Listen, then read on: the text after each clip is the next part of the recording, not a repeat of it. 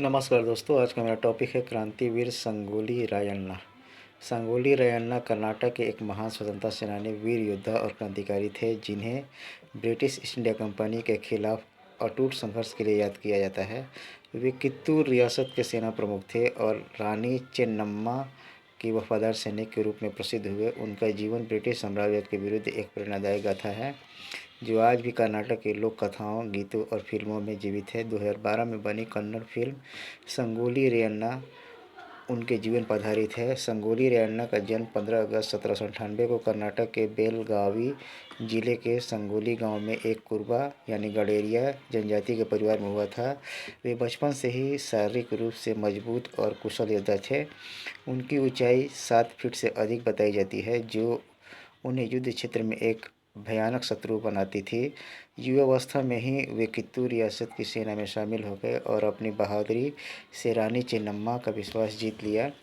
रानी चेन्नम्मा, जो चित्तूर की शासिका थी, ने उन्हें अपनी सेना का प्रमुख नियुक्त किया। 19वीं शताब्दी के प्रारंभ में ब्रिटिश ईस्ट इंडिया कंपनी ने भारत के कई रियासतों पर कब्जा करने की साजिश रची। लॉर्ड डलहौजी की डॉक्ट्रिन ऑफ लैप्स नीति के तहत यदि किसी राजा का कोई पुत्र न हो तो रियासत को ब्रिटिश साम्राज्य में मिला लिया जाता था। कित्तूर रियासत में भी यही समस्या उत्पन्न हुई। कित्तूर के राजा मल्लसर्ज ने गोद लिए पुत्र को अपना उत्तराधिकारी घोषित किया, लेकिन ब्रिटिशों ने इसे अस्वीकार कर दिया। 1824 में जब ब्रिटिशों ने कित्तूर पर हमला किया तो रानी चेन्नम्मा ने डटकर मुकाबला किया। संगोली रायण्णा ने इस विद्रोह में प्रमुख भूमिका निभाई। उन्होंने ब्रिटिश सेना को करारी हार दी और कित्तूर को मुक्त कराया।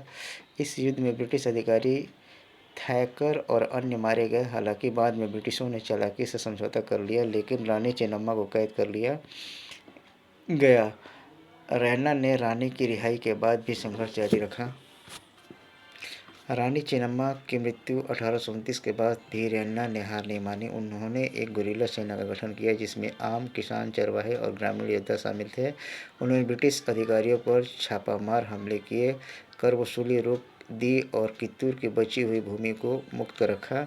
सिद्दी योद्धा गजवीरा जैसे सहयोगियों के साथ मिलकर उन्होंने 1829-30 में ब्रिटिशों के खिलाफ कई सफल विद्रोह किए।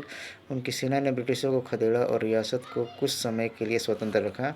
ब्रिटिशों ने रायण्णा को पकड़ने के लिए भारी इनाम घोषित किया। 1830 में विश्वासघात के कारण उन्हें गिरफ्तार कर लिया गया। जेल में भी उनकी क्रांतिकारी भावना नहीं डगमगाई। 26 जनवरी 1831 को मात्र 32 वर्ष की आयु में बेलगावी जिले के नंदगढ़ में एक विशाल बरगद के पेड़ पर ब्रिटिशों ने उन्हें फांसी दे दी। उनकी शहादत ने कर्नाटक के लोगों में स्वतंत्रता की ज्वाला को और प्रज्वलित कर दिया। उनकी कब्र नंदगढ़ के पास है, जो सामान्य कब्रों से 2 गुनी लंबी यानी 8 फीट है। उनके एक सहयोगी ने कब्र पर केला का पौधा लगाया, जो आज भी खड़ा है। संगोली रायण्णा की वीरता उत्तरी कर्नाटक के लोक कथाओं जे गीत बलदा में अमर है। इन गीतों में रानी चेन्नम्मा और रायण्णा की गाथाएं पाई जाती है। बेंगलोर में उनका भव्य प्रतिमा स्थापित है। कर्नाटक सरकार ने उनके नाम पर शौर्य भूमि नामक रॉक गार्डन बनवाया है, जो उनकी जीवन गाथा को चित्रों और मूर्तियों में से दर्शाता है। हाल ही में 180 करोड़ रुपए की लागत से उनके नाम पर एक सैन्य स्कूल की स्थापना की जा रही है, जिसका संचालन रक्षा मंत्रालय करेगा।